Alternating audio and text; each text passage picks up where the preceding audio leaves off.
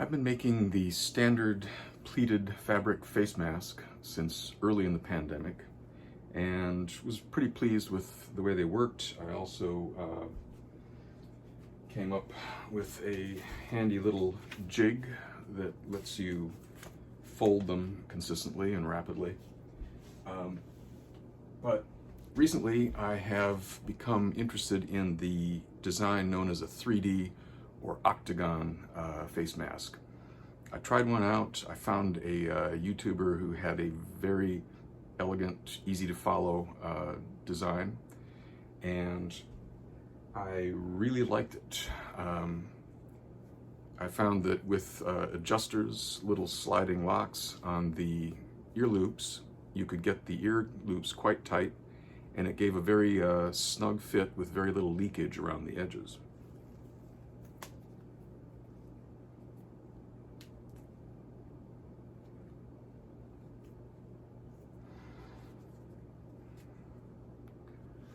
With a metal strip in the bridge of the nose, I get a very snug fit all the way around. Hardly any air coming out any of the edges. And this one has a filter pocket, just a little extra flap that holds a filter in here. And with that, I've found that it even seems to block some aerosols. If I am washing my hands with a really smelly scented soap with the mask on, I can't smell it. If I crack the mask open, all of a sudden there's the odor. So I think the filter does actually provide some protection against aerosol. However, as much as I like this design, I wasn't really happy with the filter pocket. It just seemed a little awkward and messy. It was hard to get a filter in there to fit properly. And then you had all this kind of stuff in there that just seemed out of the way, and it seemed unnecessary. So I modified the design a bit, removing the filter pocket, and instead making a tailored fitted filter which matches the folds of the mask. So you can just tuck it in. Those little ears get tucked into the corners of the mask, and friction holds it in very nicely. And that then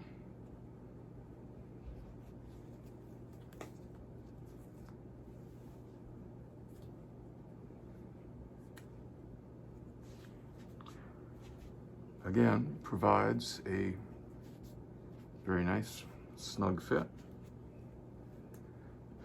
Very little leakage around the edges, and the air moves through the filter very nicely. And it has a, I got a little fold there, but in general it has a very nice, elegant quality to it that is very pleasing. So today I'm going to show my system for making these. I also will put a link to the video that I got my original inspiration from in the description of the video, and also links to patterns for this. I've drawn up patterns for the mask body and the filter, and I will be also posting different sizes. I'll scale them to medium, small. If this is a large, it'll be a medium and a small for kids, and maybe an extra large for people with larger faces.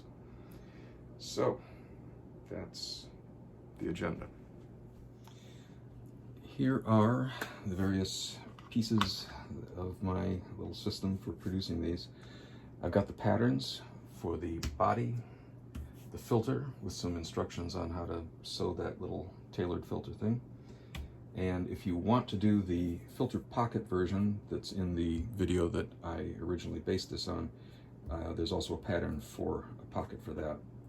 What I do with these then is I happen to have this plastic material. It's about a 1/16 or less of an inch thick.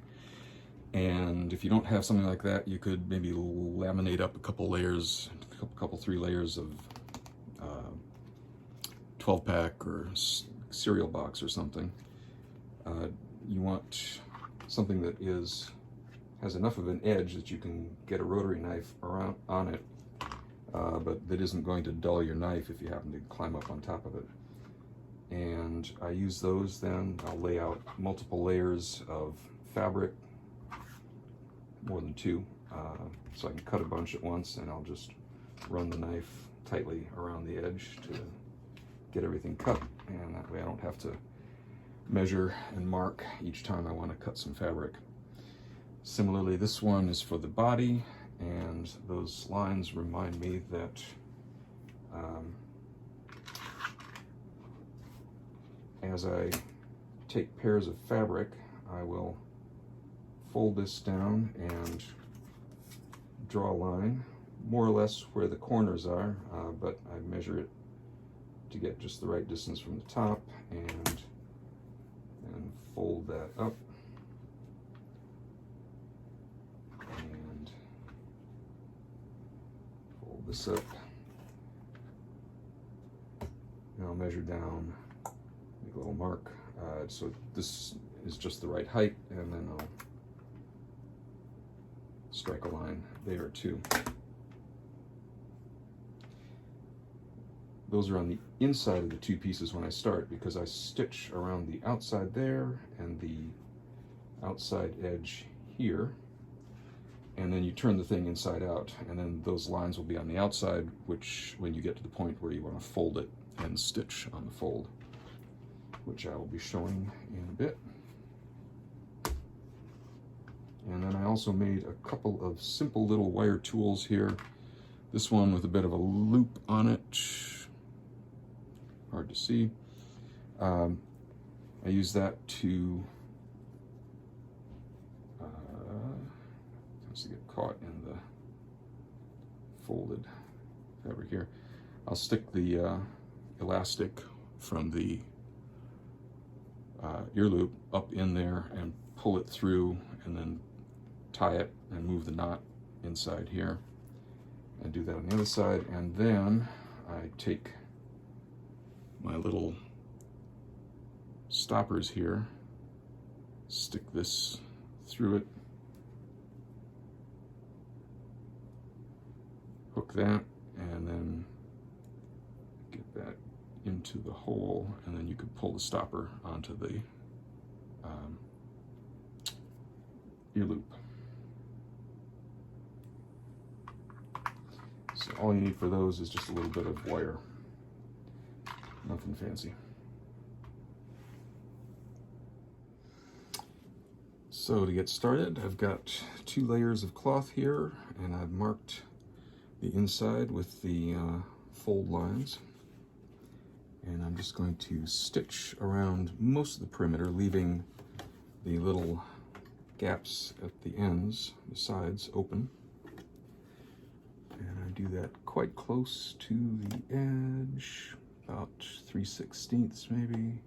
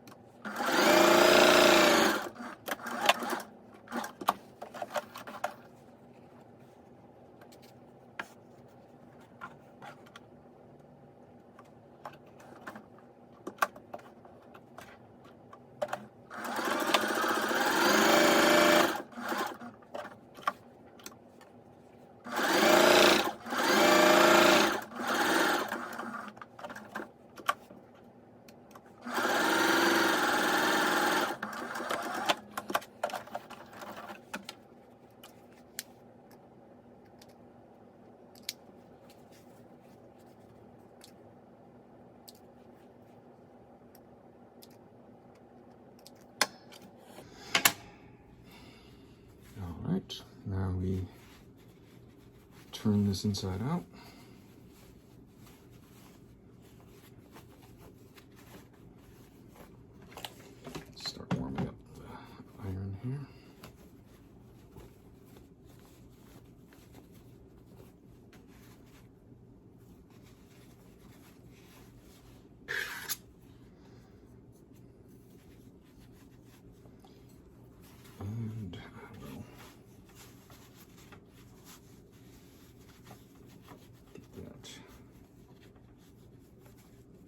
pushed out all the way as far as it can. Go.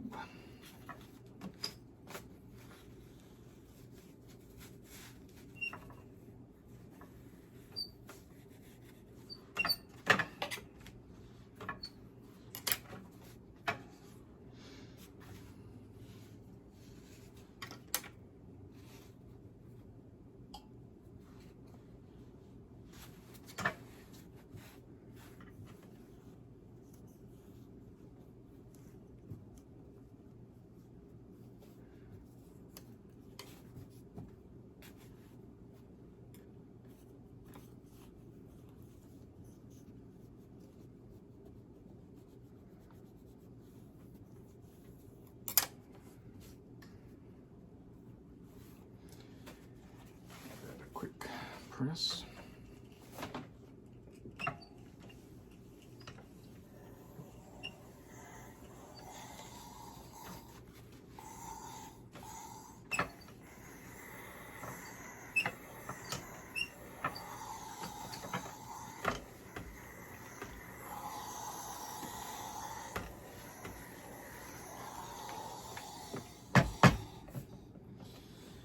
The next step is not absolutely necessary, I think, but I like the way it looks on the mask, and I don't know, there might be some slight advantage to it. I'm gonna just top stitch very close to the edge here on the long top and bottom edges, but not the diagonals.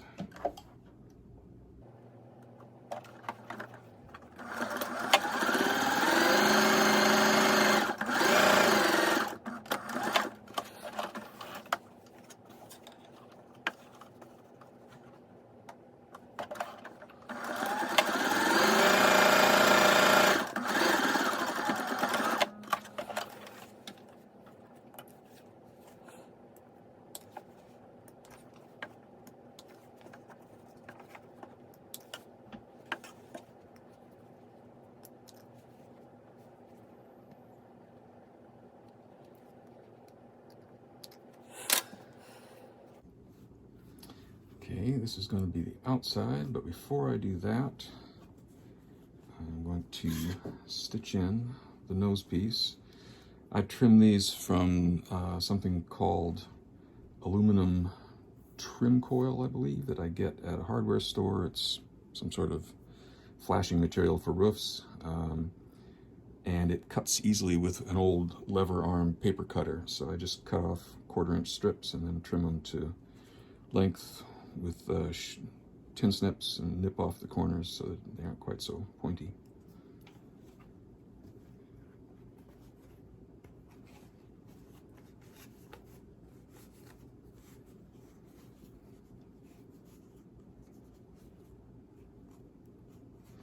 And I just roughly get it in the middle, more or less, and work it up close to the edge.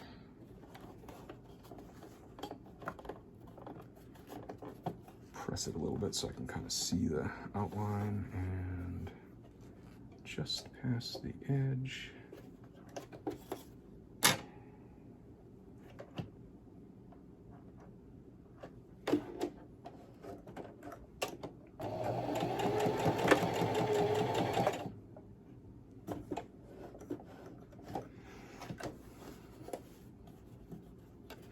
Make sure it doesn't move out of the way so you don't break a needle on the aluminum.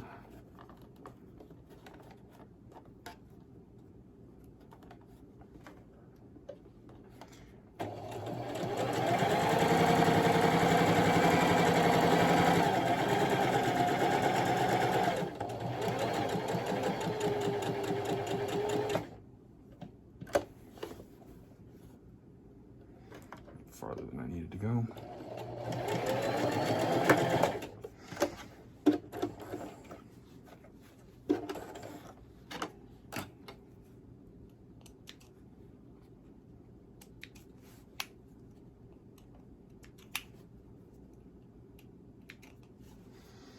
So I've got a little extra pocket there that I don't need, but it won't matter.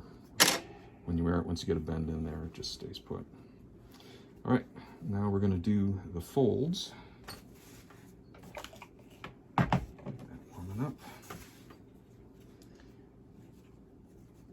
And I want to fold right on that line.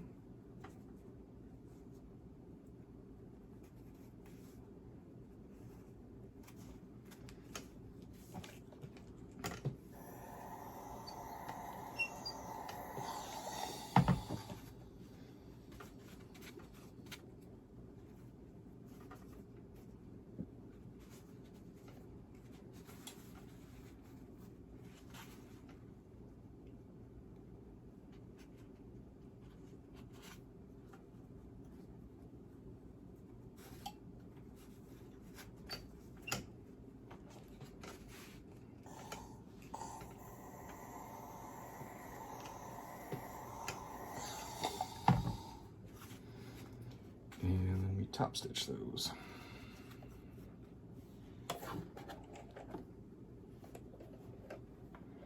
I hope that's the right term for it.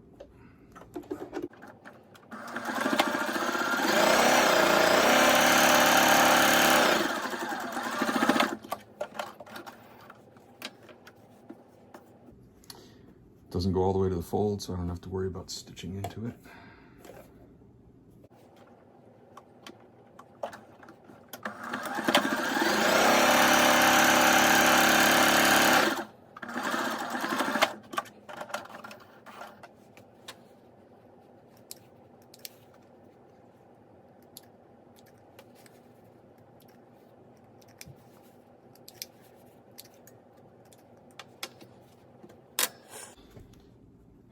All right, we're a good part of the way done here.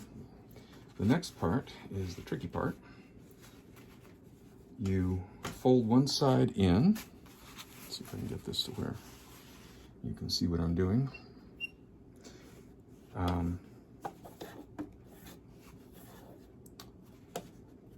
Fold the flap down, then you turn this up, and you want to get the turned up part of this diagonal so that it's at a right angle to the edge here, so it forms a right triangle.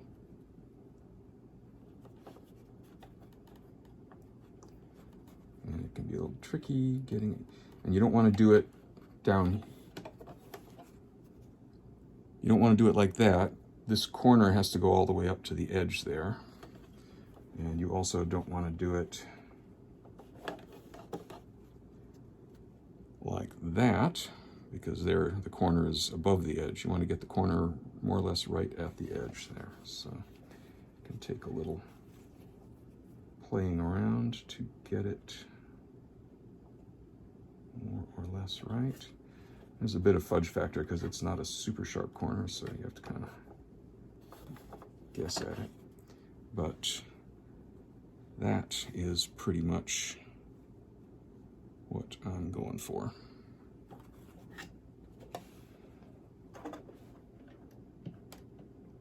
And I just stitch close to the edge on that.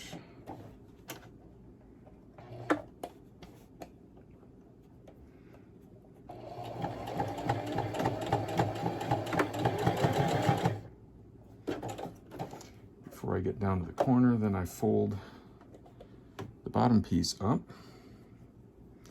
and do a similar maneuver down here.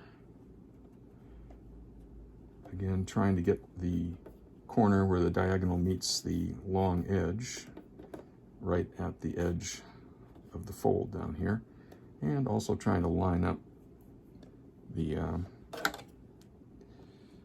two folds here so that they're in line.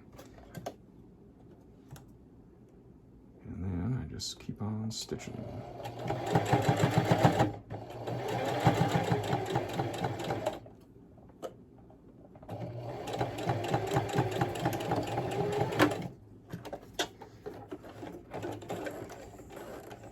And we do the same thing to the other side.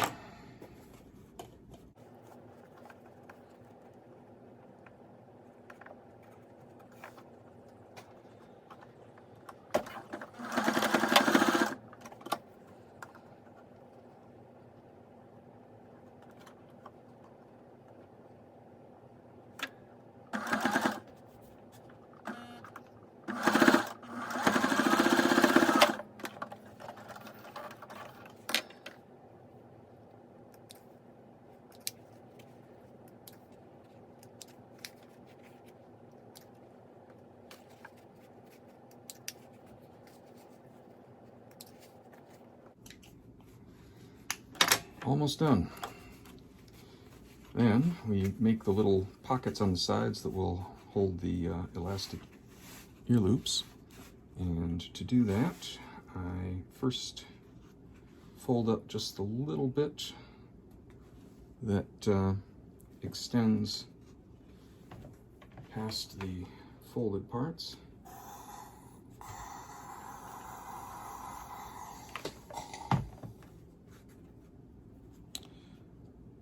Like so. And then take all of that, fold it up right to the edges of the folded parts there, the corners that we stitched. So it's going to be pressed like that.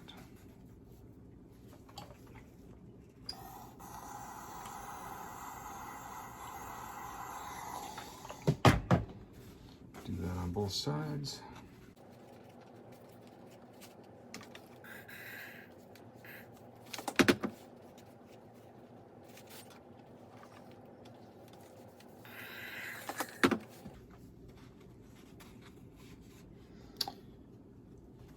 All right, so those are ready to stitch.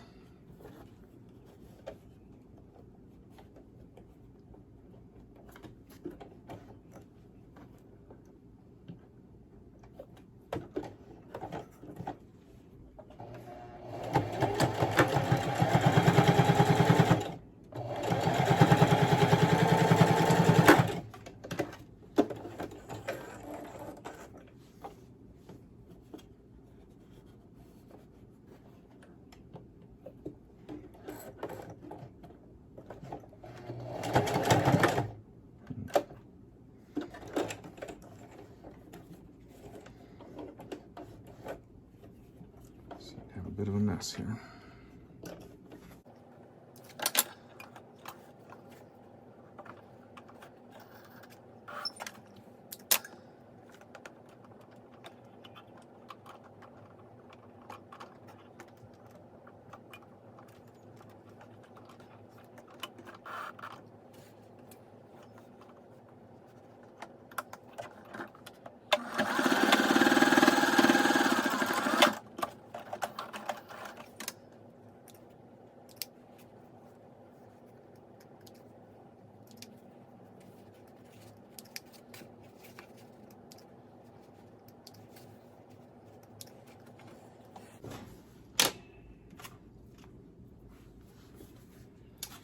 All right, that is the body of the mask, all done.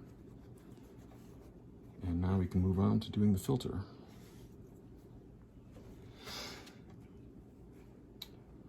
Don't know that it really matters which side is which. One side has sort of more deeper perforations in it.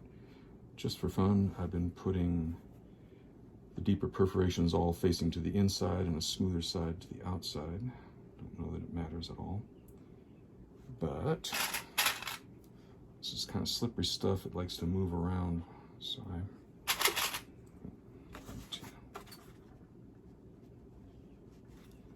try to hold it together a bit here while I sew it.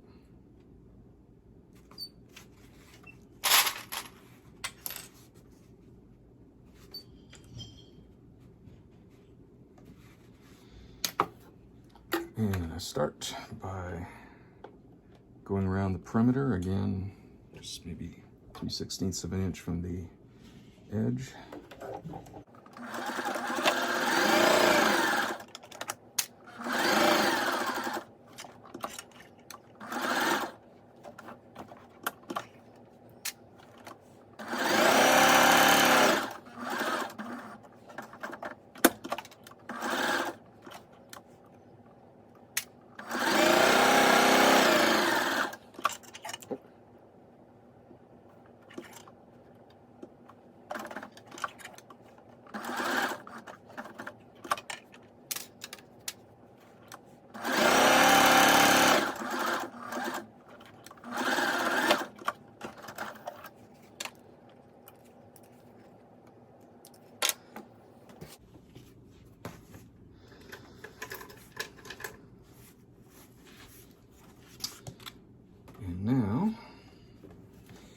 on the side that will be facing out, I will mark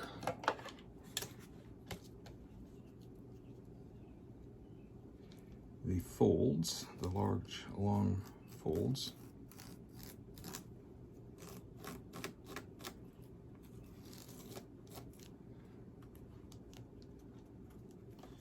I can just barely see them through the fabric material here, the lines that I have on the template.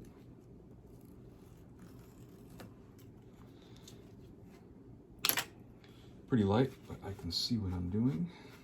Oh, and then on the other side, make sure I've got the lines running the same way here. On the other side, I mark the little diagonal folds that I'll be stitching.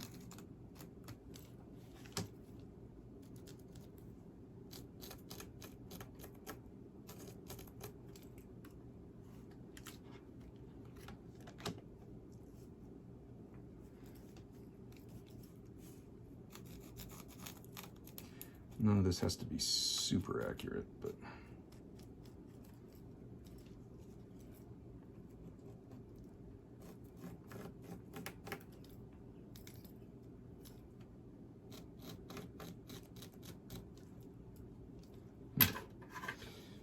not marking very well, so try a little chalk.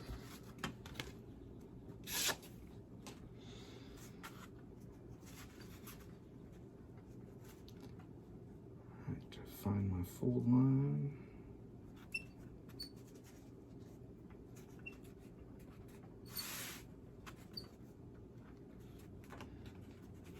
And I don't want to bother turning down the temperature on the iron, so I'm just going to press it with my fingers.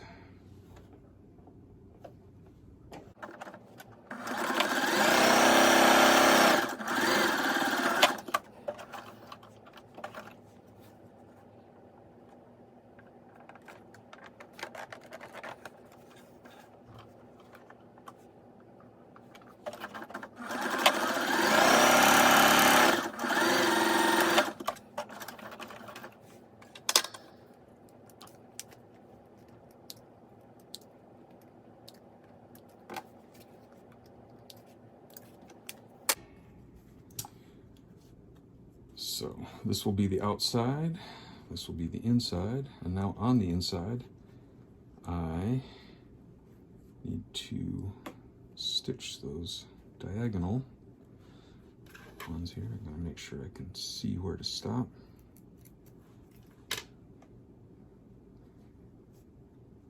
I'll pre-crease this to that.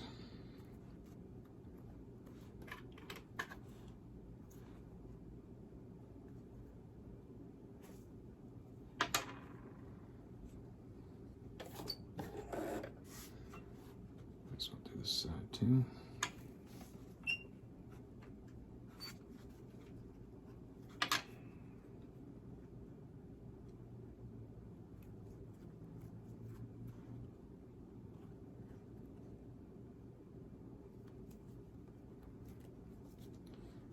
All right, so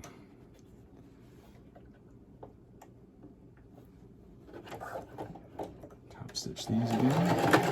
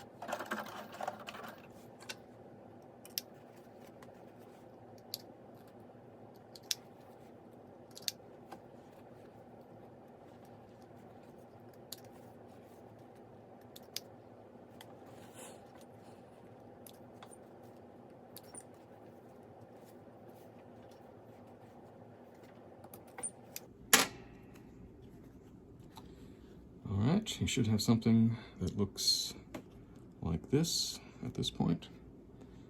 And now we just stitch these edges here, not stitching the little bit of diagonal there. That should remain loose.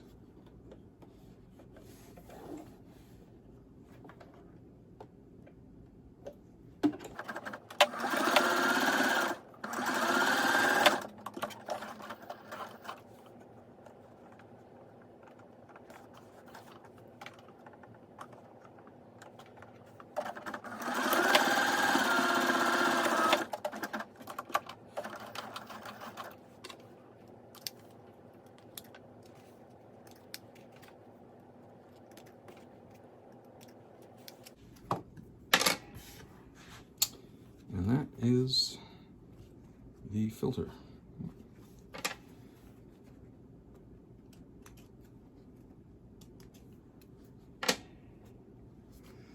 So we have the mask, nose piece, filter here. Filter, its little ears get stuck into the corners of the mask.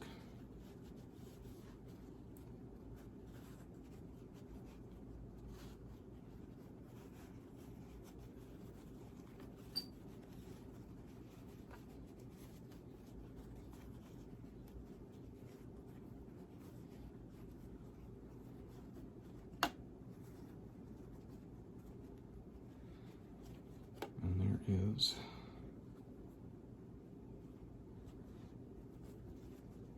how it goes together.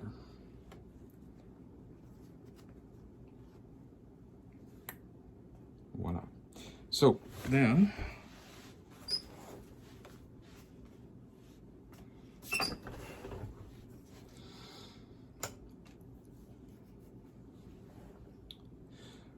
for the final touches, you then need two 12-inch pieces of elastic for the ear loops and some way to thread it through. Like I said, I've made this little simple wire tool which I insert here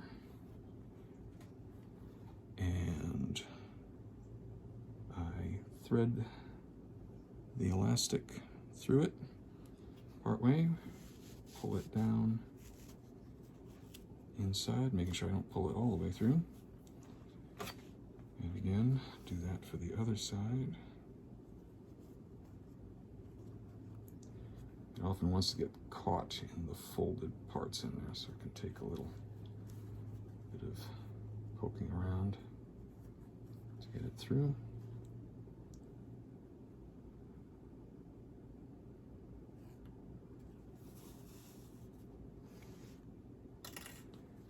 And once those are through,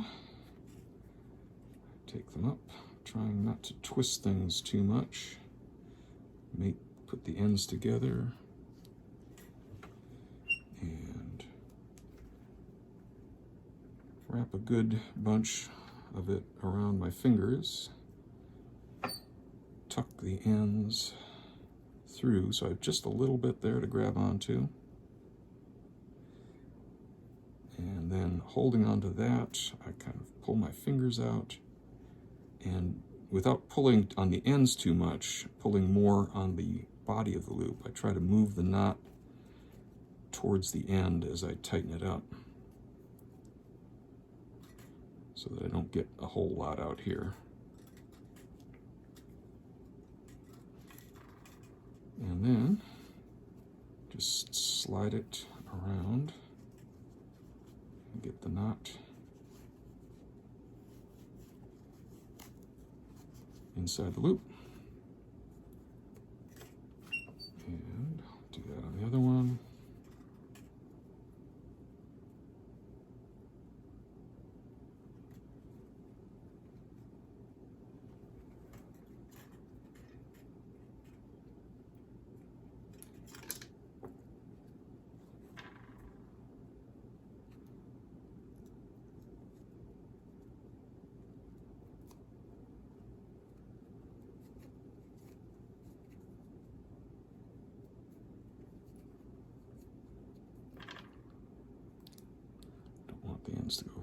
the end of the knot though.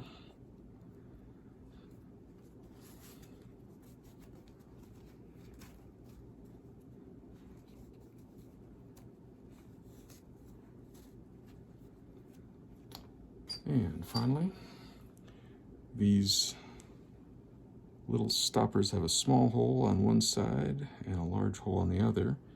I take my little wire tool, stick it in the large hole so it comes out the small hole. Push it all the way through. And this one has a little hook on it. And I just hook it over the elastic, pinch it together, thread it back into the hole, and then unhook it. So in the big hole, out the little one,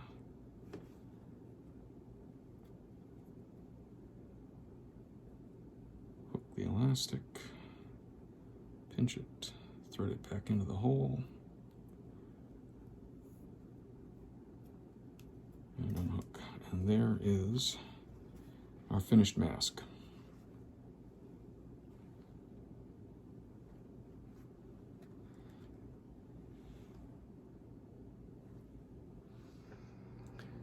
I'll finish with a few notes on the maintenance, care, and feeding of these things. First of all, I try not to wash them too often, just to increase their lifespan. I really only bother if it starts looking visibly dirty or if it's smelling funky. But I don't do it on a regular basis to try to sterilize it or anything. There is research I found from the NIH, I believe, which talks about methods that have been shown to kill or inactivate any COVID on masks.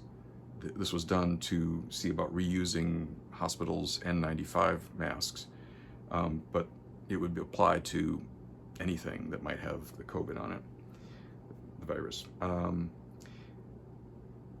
All it takes, according to that, to inactivate the virus is about an hour in an oven, dry heat, doesn't have to be an autoclave, at 158 degrees or better. It was 70 degrees centigrade, which I think is 158. Your average stove at home, its lowest keep warm setting is about 170 degrees. So that's plenty hot enough to inactivate the virus. And it's not hot enough, in my experience, to melt the elastic, harm the elastic, melt the silicone sliders, or do anything unpleasant to the polyester or polypropylene filter. So when I use one of these, when I get home, I put the oven on the lowest setting, pop it in there, set a bake timer for an hour, and that's it. When it's done, it should be safe. And if you do have to wash it, you can pull out the liner, wash the mask, and maybe gently rinse out the liner and just let it dry by hand. And of course, bake it in the oven. And with that, I think you should find it should last a good long time. And if you ever do think your filter is getting bad, you could always make a new one pretty easily. Enjoy.